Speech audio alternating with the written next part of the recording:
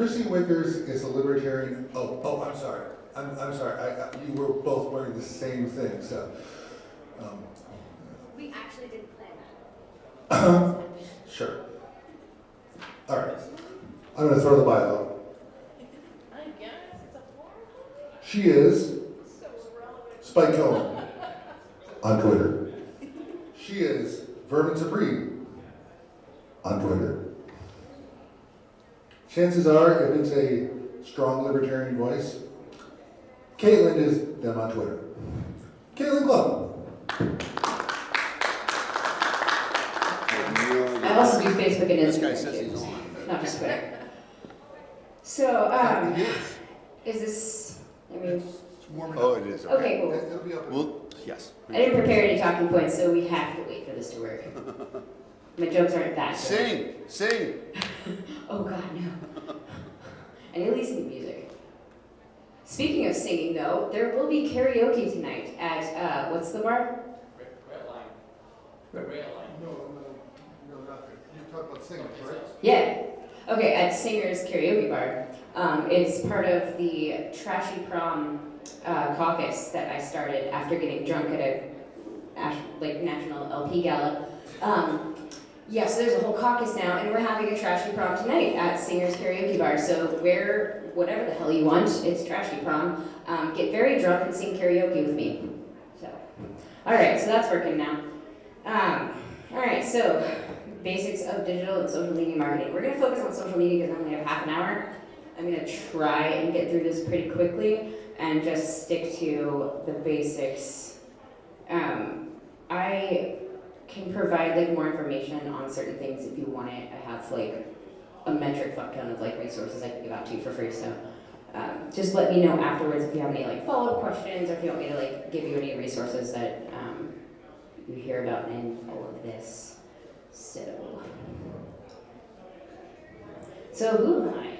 I am Caitlin Cloven. I'm, like I said, Spike Cohen on Twitter. I became involved in the Liberty Movement in 2016 after watching the Dakota Access Pipeline injustices. I dove right into the Thunderdome of libertarian social media spaces and began moderating a Gary Johnson Facebook group. I learned just how nice libertarians are to each other and everyone else in the world. I also learned what a statist was really quickly. Over the last 5 years, I've created, managed, directed, and grown the digital presence of countless brands, causes, and candidates. I've been the editor-in-chief of 2 major publications, created and led teams for direct activism initiatives, consulted and staffed dozens of political campaigns, and it says on here most recently, but I've done other stuff since then. I was the social media director for Joe Jorgensen pre-July, so after July, that was me. But then I got moved over to Spike's team, and that was probably the best demotion/promotion ever. So I'm still working with Spike. I'm his communications director now. This is also wrong. I'm not a sitting council member of the Vermin Supreme Institute anymore, but I was. And let me tell you, that was fun. Going from Joe Jorgensen to Spike to Vermin on social media was great. I was his digital communications director for quite a while. I started a consulting firm for political marketing, strategy, and organization. I taught myself everything, but I taught myself as I was doing it, so it's pretty up-to-date information. So yeah, that's who I am. Enough of all that. You can email me, Caitlin@spikecohen.com, and whatever. Alright, so let's get to the fun stuff. So, getting started, we'll just identify objectives for your social media presence, and then get into implementation, your strategy and operations, and then my favorite part, and I think it's every libertarian's favorite thing to talk about and nobody actually knows what they're talking about, messaging, and how you're doing it all wrong.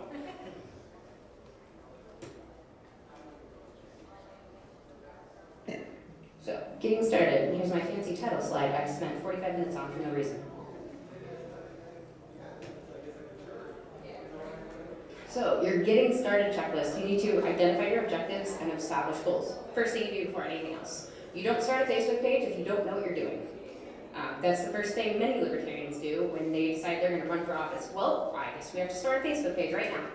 Please stop. Just don't do that.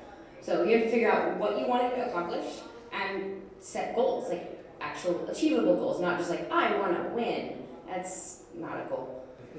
And then after that, you research your target audiences. And this is just for the communications part. It's not, your target voters, your demographics, all that stuff. That is completely separate. You want to target your online audiences. The people who are using social media. Get, information on who's on Facebook, who's on Twitter, who's on Instagram, because they're all very different audiences. They're very different age groups. They're very different, interests and things like that. After that, you gather your resources, form a team, put the tools in place. I could talk about that for about 18 hours, so I won't bore you with all of that. After that, you establish your voice, branding, and your workflow. Voice and branding kind of go hand in hand, but they are separate. Your branding is your logos, things like that. But it's also how you talk to people. It's the image that you put out to the public. Whenever someone mentions your name, the picture that they have in their heads, that's your brand. So you have to coordinate all of that and build it before you go out there and start putting it into place. This is kind of weird to put in here, but I always think this is really important. Build an asset library. Any photos you have that you want to use, put it in some central place that your entire team can access it. Any videos you have one central place to store all this. And I will show you how I make my asset libraries, and I do this for free because I don't like to pay for programs because it's dumb. So this is the Spike Cohen asset library.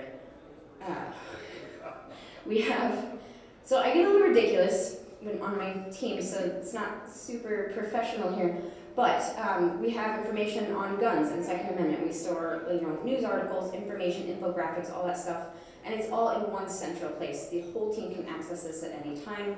I have 2 asset libraries actually. There's one for all the information, and then there's one for all the photos, which is here. So any photo that ever goes out on social media gets stored and cataloged. So that way, if something was really successful, we can use it again later on. And that's called evergreen content. More on that later. I also store really funny memes in there, so you should hit me up after. And then you develop your messaging strategy, and we'll hit on that a lot later. But that's something you need to have before you ever create a Twitter account, Facebook page, Instagram, anything. And take good headshots. If you can see the pixels, don't use it, please. Because it's really annoying. Okay, so establishing goals for social media. Some of your goals can be getting votes, fundraising, event advertising, education, brand awareness, and activism. There could be other goals as well, but these are the main 6 that most people use, whether it's for a campaign or for a state affiliate or a county affiliate or whatever. So getting votes, you can utilize your social media to get votes. It's not going to have a right away return on investment. You're not going to put out a post and get all those votes right away. It's kind of a funnel structure. So people are going to hear about you first, and then they're going to have to think about it, and then they're going to have to get to know you well. You're not going to do that in one Facebook post or one tweet. It's a process. You have to guide people through the process of getting comfortable first with voting libertarian, because it's not something a lot of people have done, as many candidates find out. But you get them comfortable with the idea of libertarianism, and then you kind of have them get to know you through social media, especially during COVID. That's all we had to campaign on was social media. There were no event appearances. There was no, honestly, there wasn't really much mainstream media coverage. So all we had was Twitter and Facebook.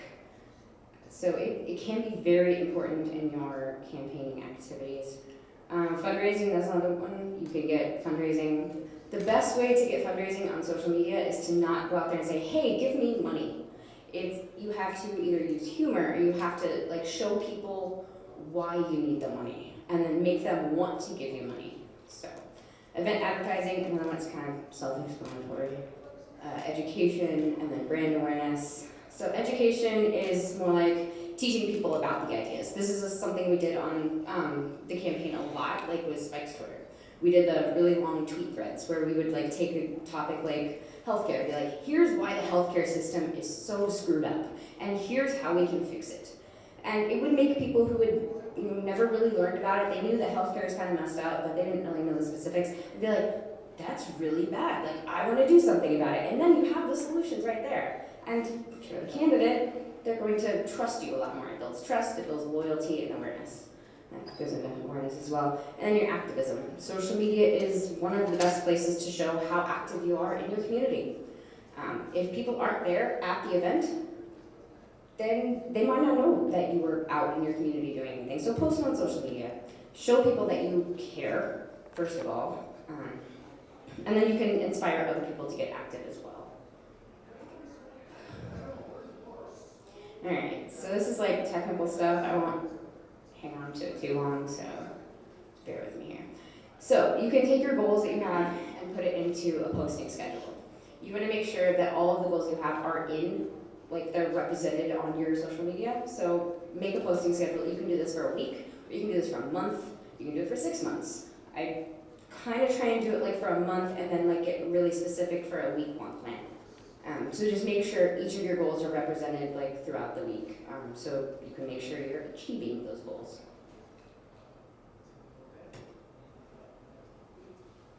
Okay, so your communications department, structure and roles. So one thing that a lot of libertarian candidates and affiliates I've learned over the years don't understand is how communications work. You can't have a social media director and someone who does press releases and they don't know who each other are. They have to work together. You have to have one person at the top, and it doesn't have to be some hierarchical structure and like a tyrant at the top saying we have to say this, but just a team that has some kind of top-down function.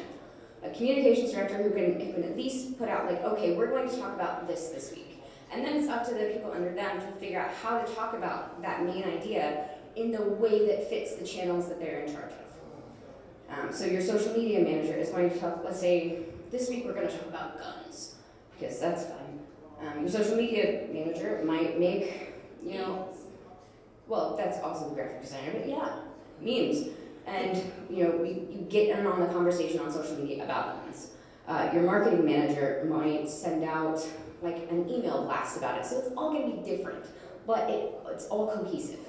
So communications director at the top, social media, graphic designer, marketing manager, and press relations manager. If you can't afford to have all these people, try and maybe combine one or two of the jobs, but you need to have at least 3 people in your communications department. Do not give the job to one person and expect them to do it all. It's not going to happen, and it's not going to be done well at all. Okay, this is my favorite part. Messaging. How you're doing it all wrong. Oh, up here it says take notes, so you should take notes. Alright, so we're back to establishing goals. This is where the goals come in messaging. All of this stuff, it's going to have a cohesive messaging strategy. So you want to keep your content variable. So you don't want to have the same kind of post after post after post. You'll notice you go to a Facebook page and it's just a bunch of links to YouTube, just post after post, like, oh, we did a video here, we did a video here. Nobody cares. If you have to ask people to click through to something, you've already lost them. Every click you ask someone to make, you have like 36% drop off. And that's called a conversion rate. So you're not going to get those conversions if you make people leave the app that they're on. They don't want to leave the app that they're on. That's why they got on the app. So never post YouTube links for sure. That's like #1 thing to take away. Download the video, take clips, and post them natively on the platform. So download your YouTube video, post a 15-30-second clip on Facebook or Twitter or Instagram, whatever, and then you can put the link to the YouTube thing in the comments. Never post links on your Facebook, Twitter, or anything, because the algorithms do not like it.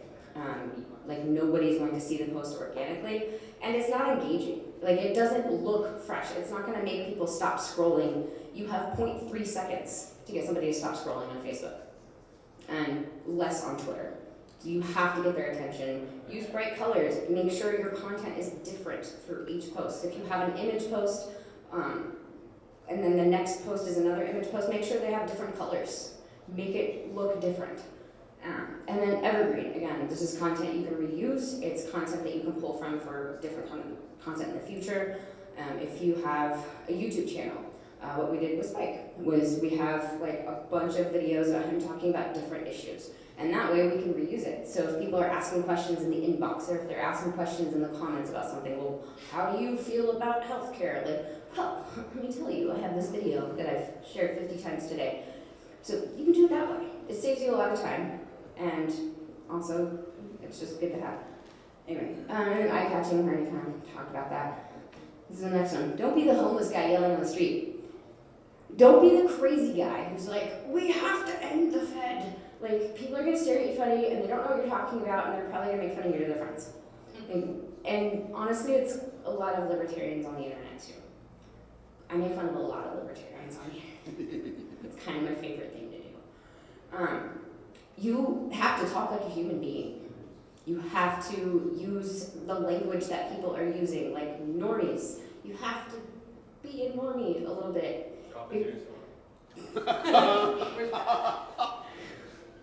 Yeah, drop a deuce on 'em. Anyway, Sorry. no, you're fine. So you have to be, relatable. You have to speak in their language. Do not talk down to them. Don't be condescending. Don't be a dick. That's one of my favorite mottos for social media. Yeah, and that's another thing. Never use the word sheeple. It's weird. It's really freaking weird. And you sound like the homeless guy yelling on the street. Now you sound So another thing, utilize Twitter threads. There's a myth out there that you have 240 characters to make your point on Twitter. Nope, you don't. You have as many characters as you want. Oh, that's the wrong one.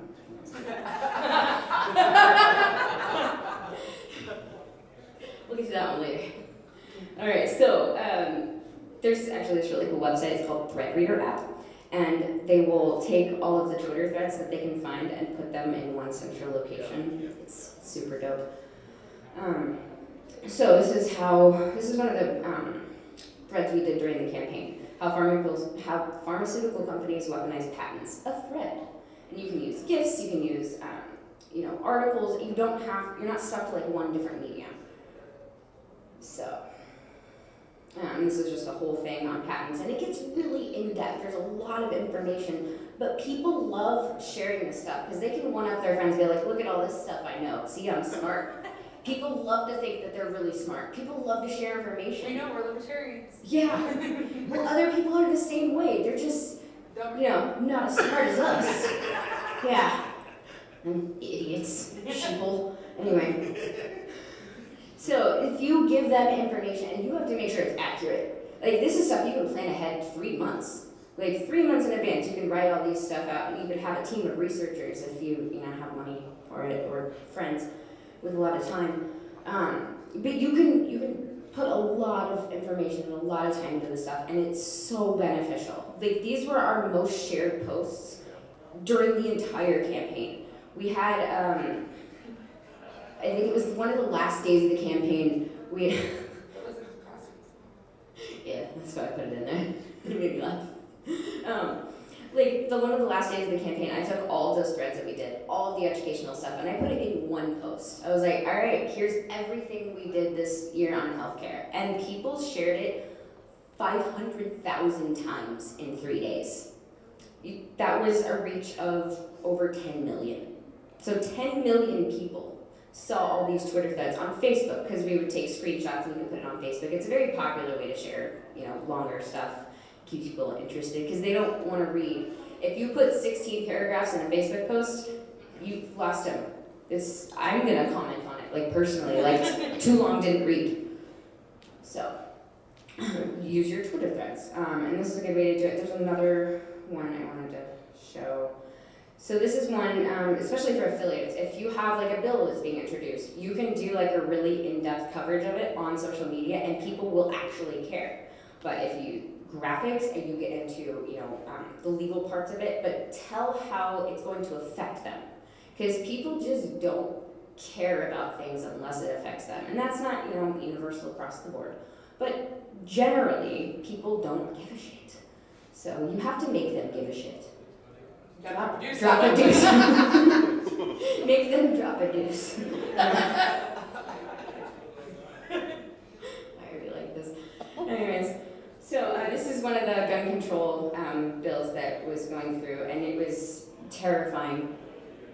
It was ammunition and magazine bans, national firearms registry, mandating insurance policy. It was garbage, but it was really convoluted and it wasn't getting any attention. So you can tear through these bills, pick out the points, and make people outraged. Now I know there's a big thing with media like manufactured outrage, trying to make people mad about dumb stuff to divide us.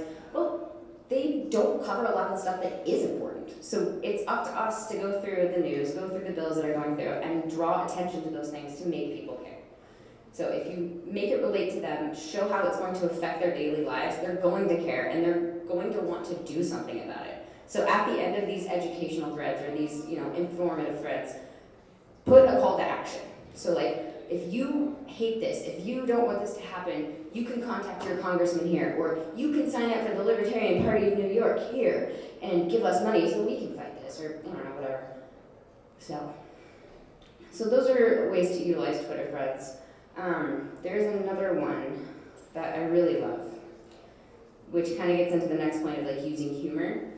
So you can bring attention to really dull topics and controversial topics in the right way. So this was about counter-protest de-escalation. If you all know Vermin Supreme, the guy with the boot on his head and free ponies, he's not just about free ponies and the boot. He's a huge activist in the protesting sphere. He's a huge activist for mutual aid and helping each other and loving one another. He goes through protests and he helps de-escalate situations. He has saved countless lives by de-escalating the police side and de-escalating the protester side so it doesn't come to blows.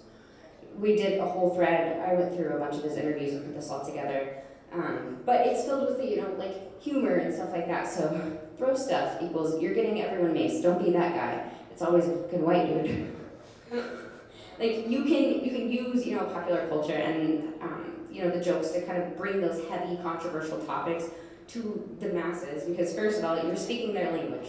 You're relating to them in a way that's like, oh, that's funny, but they're going to keep reading because they think there's going to be more jokes, which there always is. So, especially with Vermin. But there's a really long thread here. This is one of my favorites. Use humor. I played the chicken dance on my megaphone at this one protest while cops were getting ready to push on the crowd. It looks ridiculous, but it also eases the situation because how the fuck can you not laugh at cops walking towards people to that song? Which is one of my favorite things I ever tweeted on his account. But it's just all this information and stuff. And this kind of blew up. Like, it had a lot of interaction. And it was at a time when the country was kind of burning down around us. And it was, it was topical. It was on point, and people cared. And by using those, humor points and different ways to connect with people, it made more people care. All right, so that was the engaging, interesting, relatable, whatever. And then let trending issues guide your message. You cannot make people care about things that they don't care about. You just can't. Like, if you're going to go to a group of young college students and be like, you need to care about fiscal policy, they're gonna be like, okay, crazy guy. Like, it's just not gonna happen. You have to talk to them about what they care about. Ask questions. If the first thing out of your mouth when you're talking to new people isn't a question, leave. You don't need to be there. So always ask questions, ask what they care about, and with digital media and with social media and stuff, you aren't going to be face-to-face with a lot of people, but you have data. You can buy data, you can put out surveys, you can ask your followers questions. They love to give their opinions on things, it turns out, on social media. So make sure that you know what your followers care about and talk to them about what they care about. So trending issues, check the trending section of Facebook and Twitter, see what's going on in the world, and then have, your little take on it. Whether it's something small or if it's a really long form post, whatever, just stay on the trending topics. Because that way, whenever people click on those trending topics, you pop up in the search results. And then people find you organically that way, and you don't have to spend money on advertising. All right, so the last one here is use triangulation. So this is one of the things that we kind of worked on quite a bit throughout the campaign. So if you're talking about a right-leaning issue, talk about it from the left. And if you're talking about a left-leaning issue, talk about it from the right. Because you've already got the people on the left. If you're talking about, abortion rights, you've already got the people on the left. They already agree with you. You want to change the minds of the people on the right, or if they're right-leaning. So you have to talk about it from the ways that they care about. Like, I You guys like small government, let's not expand it more. Or if you're talking about gun rights, you've already got the right. They love guns. You don't have to convince them. Stop preaching to the choir. Talk about it from the left. Talk about how the government has historically disarmed minority communities to keep them from rising up. How, having gun rights protects minority communities and protects women from assault and things like that. That's the stuff the left cares about. You take the issues they care about and make it relate to the thing you want them to care about. And that way, you're not making the right mad, and you're giving new information to the left. And you're going to pull some of them in. You're not going to pull them all in. It's not going to happen. You're always going to have people on there like, yeah, but like we don't need AR-15s. Like, okay, goober. But you're going to get 10 other people behind them who will at least be open to your message. So that's triangulation in a nutshell. But that's honestly like the most successful strategy if you're talking about issues and trying to change minds.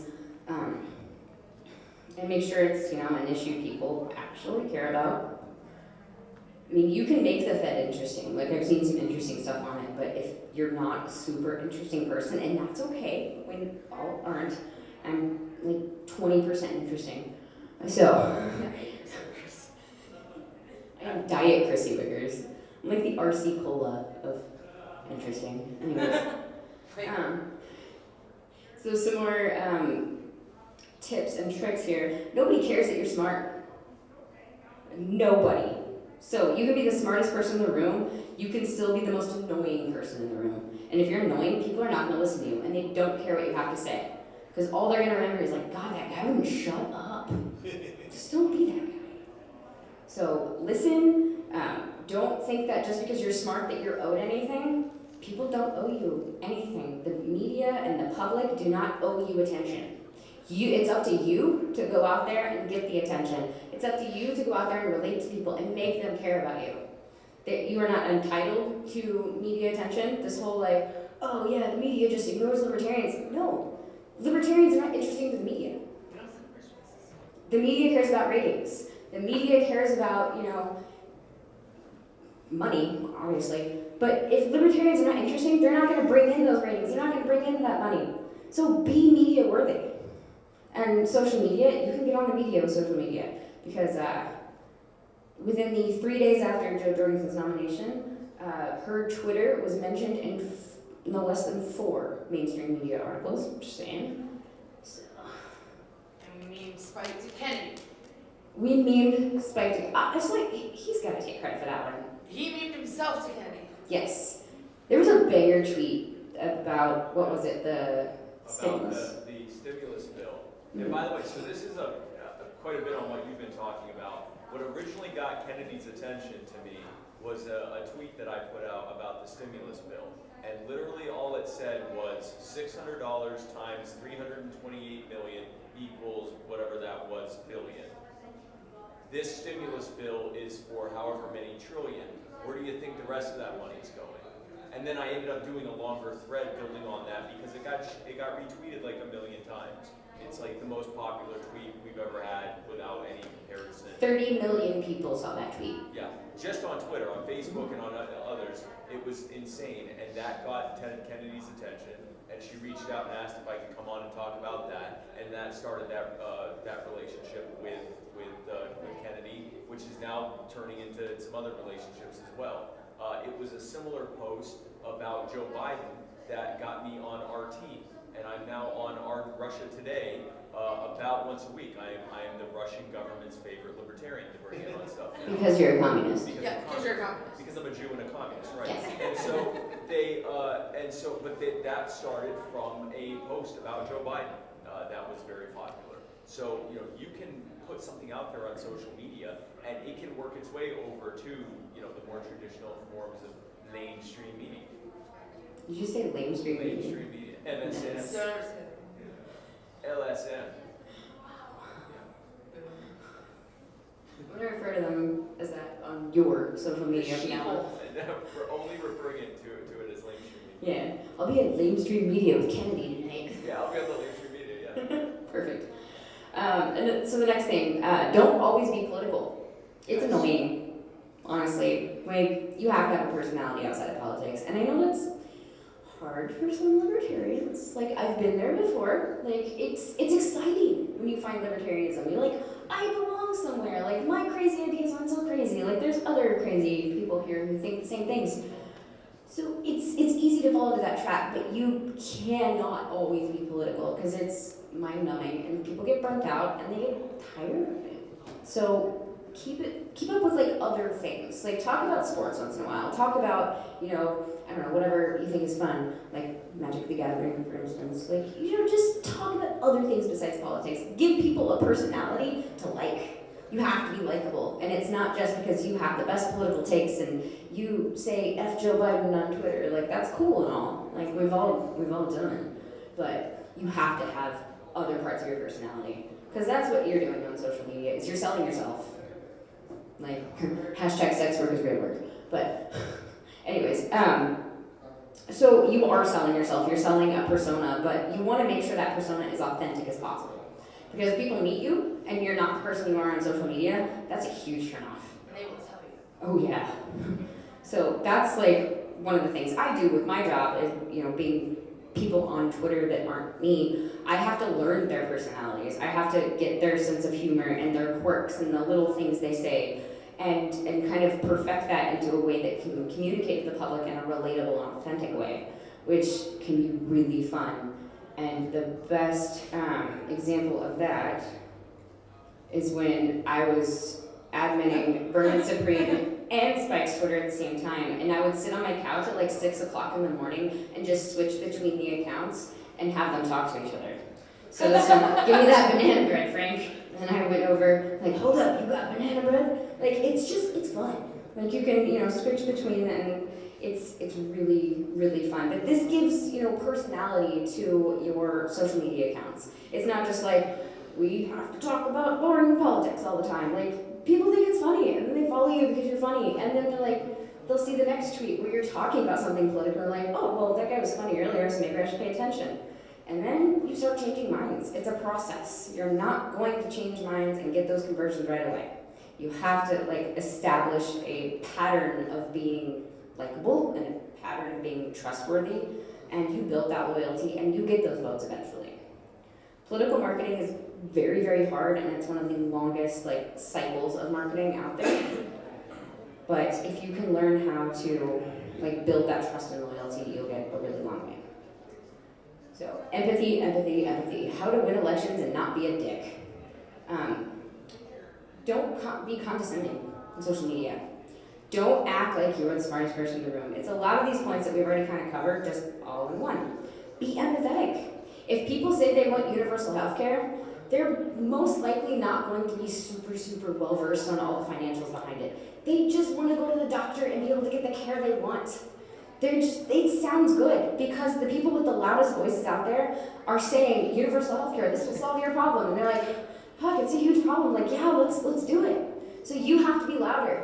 You have to be empathetic. The people selling universal health care aren't going out there and saying, you're a murderer if you don't support this. They're going to people and saying, hey, we hear you. We know that you're struggling. This is a way to fix it. We can do the same thing.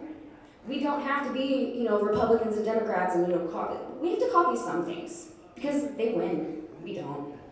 So let's copy them. We don't have to copy their policies. We can stick true to our principles 100%.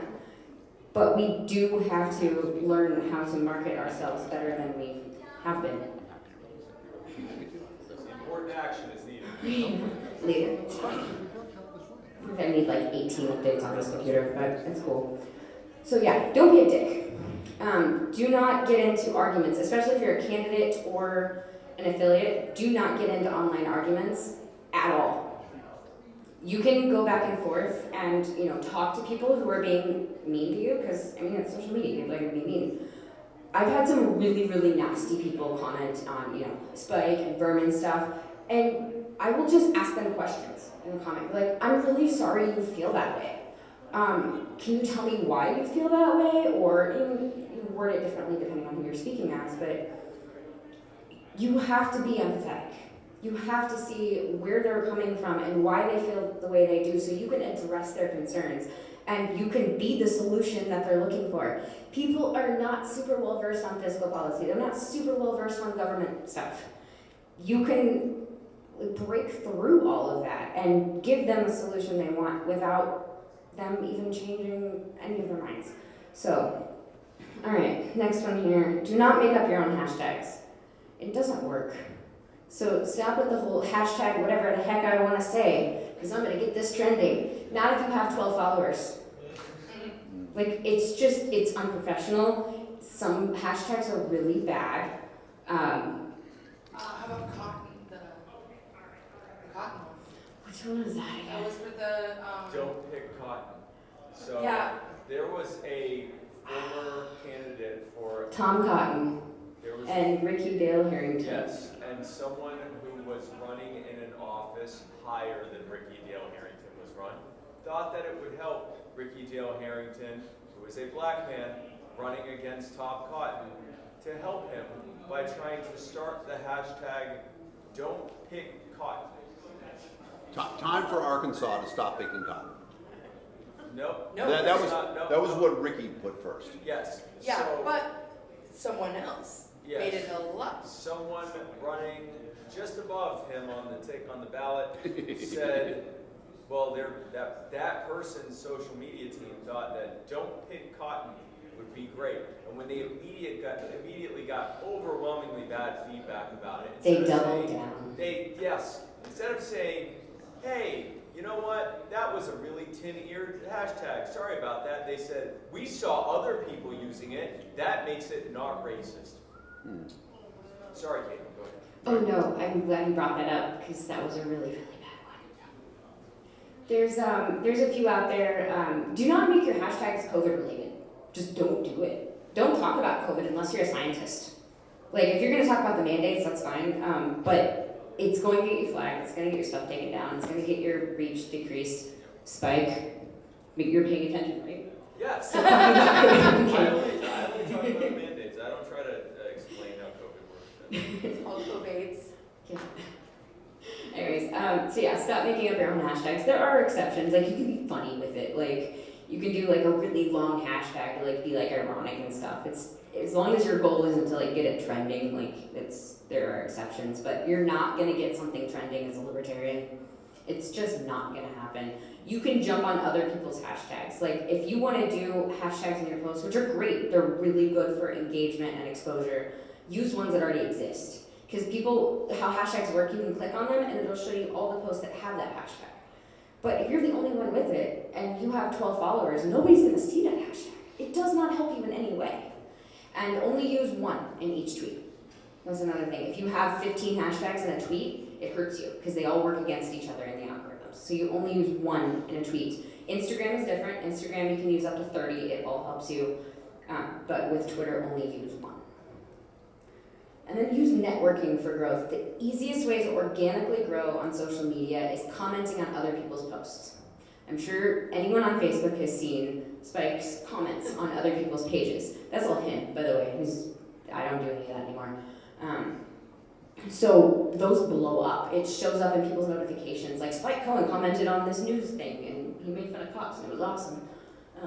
But that stuff blows up. It's all over Reddit. It's all over Twitter. It's all over Instagram. There's Facebook groups dedicated to only his comments on Facebook. And it's helped the page grow 30,000 followers in, 4 months? Something like that, Yeah. So it works. Comment on other pages, because people will see it. They'll think it's funny. They'll click on your name, and they're on your page, and you're funny on other stuff too. So definitely following.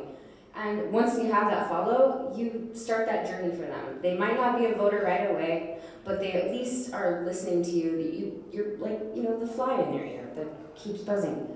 So it starts that journey for them. And then eventually, they're gonna be like, you know what, libertarians aren't crazy. Well, I mean, a little bit, but I can still vote for them. So that's how you start the journey. Especially on Twitter and Instagram. It's hard to grow on Twitter.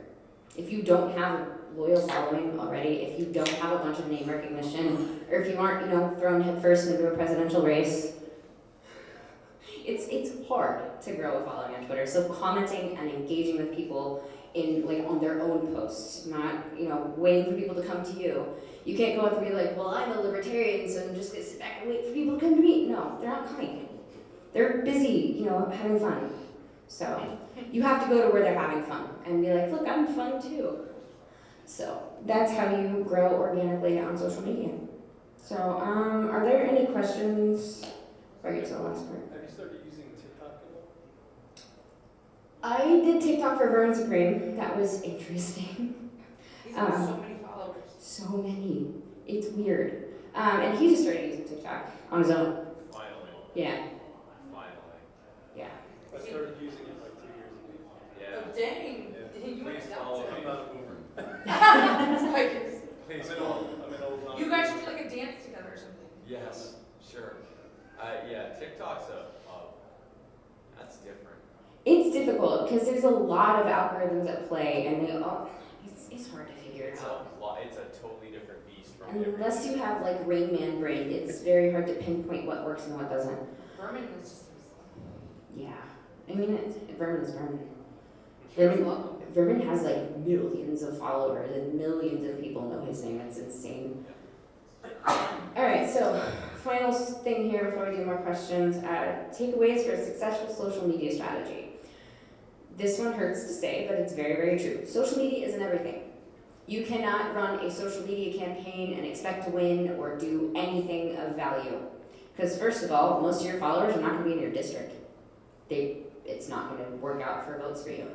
And if you have nothing to post on social media, like if you're not going out and doing stuff, then you don't have anything for social media. It's a tool to amplify who you are and what you're doing and what you stand for.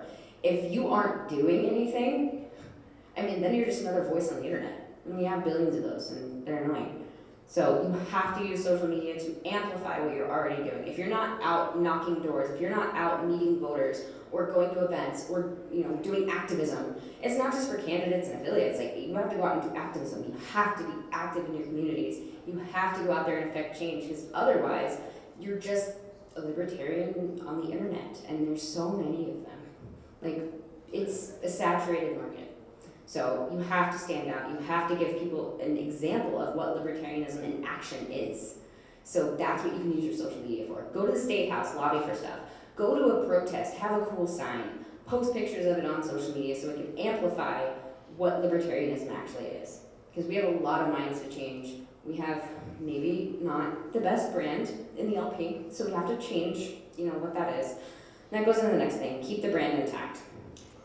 It's kind of a hot button topic, but if a state affiliate tweets something, that affects every state affiliate. Yep. It does. Because people don't consider the Libertarian Party of Hawaii different than the Libertarian Party of Utah. It's the Libertarian Party. It's not the Utah Libertarian Party, it's the Libertarian Party of, insert state here. That's the brand. So if one part of that brand is doing something stupid, it's going to affect every part of that brand. Do not think that you work autonomously as a state affiliate or a county affiliate. If one of you does something stupid, especially on Twitter, it harms everyone. So keep that in mind. And if you have to, if another state or another affiliate or another part of the brand makes a fatal error in social media strategy, which I can't ever see that happening in the LP, you have to do damage control. Put out something to counter what happened. Say, hey, you know what? That wasn't great, but here's what we actually believe. Work on keeping that brand intact and helping shape that brand for a better reputation. Because we have a lot of work to do on the LP's reputation. Like, a lot. So, another one. If you're not doing well, it's not the public's fault. I hear from libertarians all the time, and I volunteered for 3 years, so I was with a lot of candidates over the years. Most of the time I heard, well, I don't have a lot of followers because everyone's just brainwashed. No, not everyone's just brainwashed. You're just not that interesting. You have to be more interesting. It's not the public's fault that they're not following you. It's your fault that you didn't get them to follow you. So it's nobody else's fault but your own. You have to do better. And that sounds like really harsh, but it needs to be heard. All right, the final one, give people a reason to care. You have to connect with them personally. Most people are not political. They have lives. They have bills to pay. They have, their kids' little league and 1,000 things to do, and dinner isn't cooked yet. They're not really thinking about politics 99% of the time. And when they do, they're so burnt out from life, they're like, whatever. You have to make them care. Say, you know what, this is all like nonsense that the pundits are trying to feed you, but here's what it actually means for you. Here's how this is going to affect you. And you can make them care. And if you give them a message of optimism and hope, like, this sucks, but this can change. It doesn't have to be this way. And then give them empowerment as well. That's how you can change minds. That's how you get people to follow you. And not just follow you on social media, but follow you through their journey in libertarianism, their journey into politics. Because if they have a good introduction to libertarianism, they're much more likely to stay.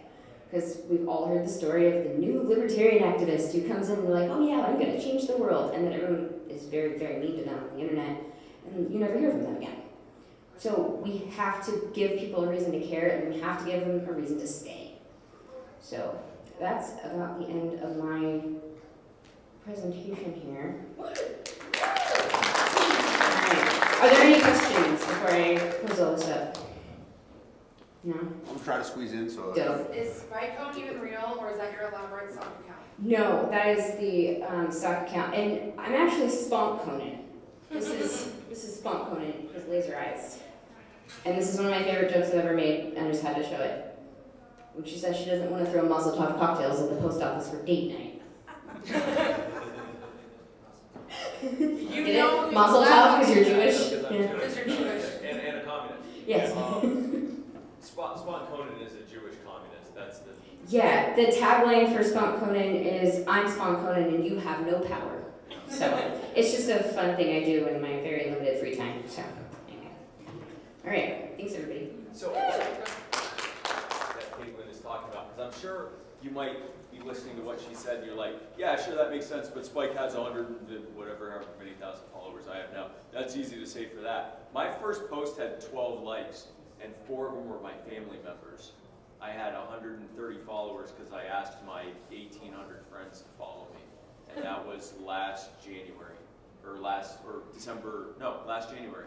So, yeah, it starts slow, and it can, if you do the work and go out and do, and that's like she said, get a Caitlin, but also you have to go out and do things. Like when I go to stuff and I'm letting people know that if I were just at home sharing my opinion about stuff, that would eventually wane off. Like eventually people would be like, all right, I get his opinion, government bad, but you have to keep doing things. And if you do that, and if you're consistent with it, you too can have millions of followers and a reach, or hundreds of thousands of followers and a reach in the millions. It can happen, but you have to do the groundwork, and it does start painfully slow. I remember being psyched when one of my posts got over 100 likes, and it was mostly people I didn't even know. I was freaking out. I got 40 shares, and if that happened now, I'd be very worried. So it does, it happens, but just keep at it, and it will happen. It will happen. Thank you. You had, what, 15,000 followers when I came on? Yeah, when you came on, I had about 15,000, and I was psyched. I was so freaking happy. And by the way, that was after a surge of followers that I got after I got the nomination. Up until that point, I had about 2,000 followers. And it went up to 15, and now we're at what, 143 or something, 140 something? And it's been even more dramatic on the other ones. So, yeah, so thank you.